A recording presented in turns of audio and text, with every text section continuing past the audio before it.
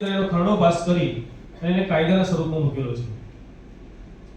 1986 થી આપણે કાયદો ના સ્વરૂપમાં લાવવામાં આવેલો છે, તેમ છતાં અવારનવાર અનેક જગ્યાએ આપણે ગ્રાહક તરીકે આપણું શોષણ થતું હોય છે, આપણા હકોનું હનન થતું હોય છે, આપણે છેતરાતા હોઈએ છીએ અને એના માટે આપણે કોઈ જગ્યાએ આપણો અવાજ ઉઠાવી અને આપણો હક લેવા માટે, આપણું થયેલું શોષણ અટકાવવા માટે આપણે કોઈ આગળ આવતા નથી. કાયદો એક કાયદાના રૂપમાં હોય છે.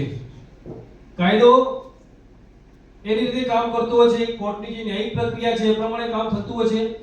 પણ આપણે જો ભોગ બન્યા હોઈએ, તો ભોગ બનનાર વ્યક્તિ જો આગળ આવી અને તમારો હક લેવા માટે, તમને થયેલું નુકસાનની સામે તમે કાયદોની કાર્યવાહી કરવા માટે જો તમે આગળ ના આવો, તો કાયદો કાયદા રીતે રહેતો હોય છે.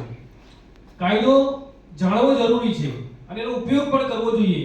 જ્યાં પણ જરૂર પડે ત્યાં કાયદાનો સહારો આપણે લઈ શકીએ છીએ. ન્યાયતંત્ર ઉપર આપણને પૂરેપૂરો વિશ્વાસ અને ભરોસો પણ હોય છે, છતાં પણ કાયદાની જોગવાઈ મુજબ આપણે ચાલવાનું હોય છે.